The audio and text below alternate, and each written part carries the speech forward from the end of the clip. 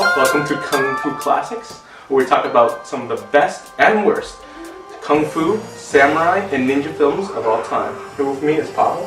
Hey. So Pavel, what film are we talking about today? Today we're talking about Deadly 3, also known as Han's Isle, and Blood and Sea. Okay. Or widely known by white people, Enter the Dragon. Okay, Enter the Dragon. It's a good film. Okay, Enter the Dragon is a martial arts film made in 1973, directed by Robert Klaus. It stars Bruce Lee. It was Bruce Lee's last film, dying just 6 days before the movie was released. The film is about Lee, a marshalling master who enters a competition to unravel Han, who was a former student from the same martial arts school. He used his martial arts to gain power and wealth, and then was expelled from the school. Before entering the tournament, Lee finds out it was actually one of Han's henchmen, O'Hara, played by Robert Allen, who is a former heavyweight world champion kickboxer. He's responsible for killing Lee's sister.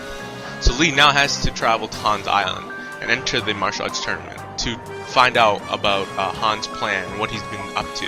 And then he has to avenge his sister, and then he has to open a can of whoop ass. Also entering the tournament is Jim Kelly, who plays a stereotypic black Afro-American character. He is funny and very enjoyable to watch.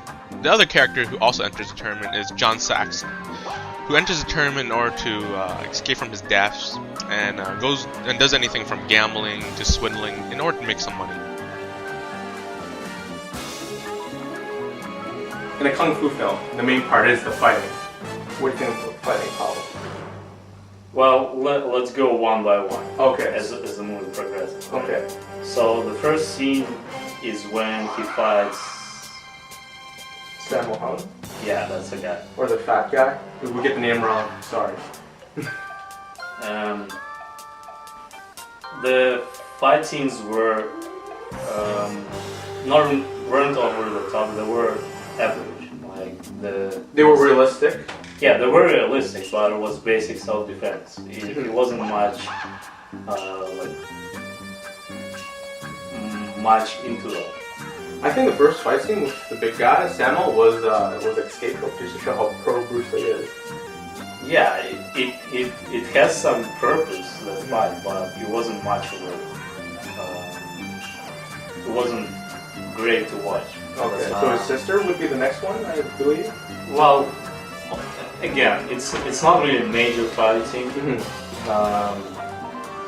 First of all, there were no Bruce Lee in it. Yeah. Second of all, it's just her running and then trying to defend herself, to free herself from the thugs. Yeah. Trying to rape her. Yeah. So there isn't much to tell about those scenes. Of course, the whole scene, there is something to tell about the whole part of the movie, as a part of the movie, which we'll talk later. Yeah, we'll talk later. The next scene would be Black Guy fighting Han. Oh, when Han's trying to ask Black Guy what he's doing outside? Yeah. Okay. And Black Guy just doesn't want to go. We're just gonna call him Black Guy. The Black Guy? He's the Black Guy. He's the Black Guy. Well, I think that fight scene was kind of cool because it showed how powerful Han was. Because in the beginning, you look at Han and he looks like the stereotypic Chinese villain. Man, you come right out of a comic book. Right? He doesn't look too intimidating. He just looks kind of evil. But then when he fights with the black guy, right, totally almost kicks his ass. Yeah. And during the fight scene, one of the best parts is when he kicks the black guy into the Harlem with all the girls and the hippies and the kind of 60s psychedelic smoking. I really enjoy the black guy. He's probably one of the main reasons to watch the film, besides Bruce Lee, of course. Yeah. And that scene when they talk to each other, or when he says, "I'll be too busy to look good." Yeah. He's so cocky, such a player, womanizer, everything else. And it also gives a foreshadowing that the con is something more than just kung fu. Yeah. That's pretty much it about those scenes. O'Hara's scene was really, it it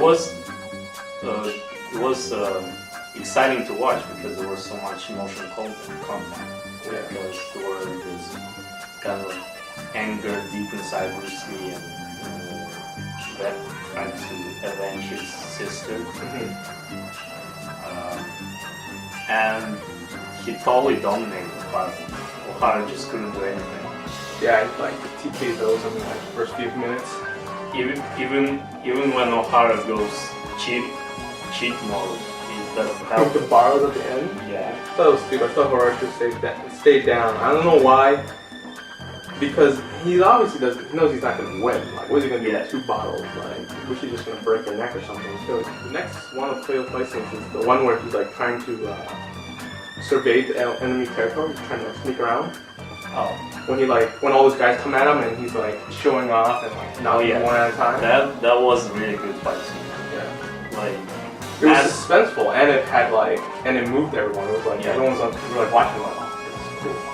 Yeah, and it was a massive fight scene. A massive fight scene is just hard to choreograph. Yeah. Because everyone has to work in sync. Yeah. So finally, the big fight scene that we've all been waiting for would be the end fight scene. This is when the whole movie comes together, everything resolved, everything happens. The mirrors, the fake hand, everything comes together at the end. Yeah, and also again, the beginning, massive fight, my favorite. Yeah. As I said, I love massive fights when there's like a lot of people fighting one person or 2 or 3 people. Or in this case, black versus white. Yeah. Yeah, and the mirror scene was really good because it gives a different perspective on fighting. Yeah. Because in that room, it's hard to perceive yourself with vision because you see so many things and you don't know which you should pay attention. And there's so many. If there is even 2 people, you can see yourself, and there's many reflections of yourself and reflections of your reflections, and then you can see forming and again a lot of reflections, and you don't know what to concentrate on. Okay. So I guess that's all the fight scenes, besides the minor ones, which we're not going to talk about. So there was a lot of awesome scenes, there was a lot of crappy scenes. What would be your favorite scene, Paul? Well, my favorite scene is when Bruce Lee just kicks a hand in the face. And worst scenes, what would be the worst scene for you? Well, the worst scene was when the girl just kills herself. Oh, don't get me going with that.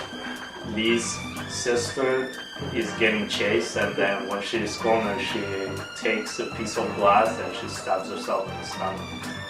There's no point in that. She doesn't fight back. She runs away and tries to escape. That's good, but then she just stops at the end.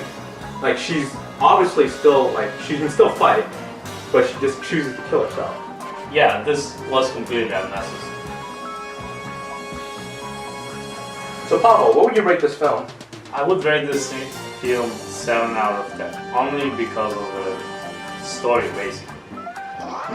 All the other parts were really good in that movie, but the story wasn't it was compelling enough. It was some progression, but it wasn't extraordinary. Like, the story was just not a Kung Fu movie story. I'm gonna have to slightly disagree with your rating. I think the movie deserves a little bit higher score. I think it needs a 9 out of 10 in my book. Like, in most martial art films, all you want to do is watch them fight and kill people. And I thought the story was pretty good, like, for what it was, and at the time, I thought it was great. So, Pavel, I think this is it for our first episode. So the average would give it 8 out of 10. 8 out of 10. And it's an absolutely must-watch movie. Must-watch film. And if you haven't seen it, and you like martial arts films, we don't know what the fuck is wrong with you.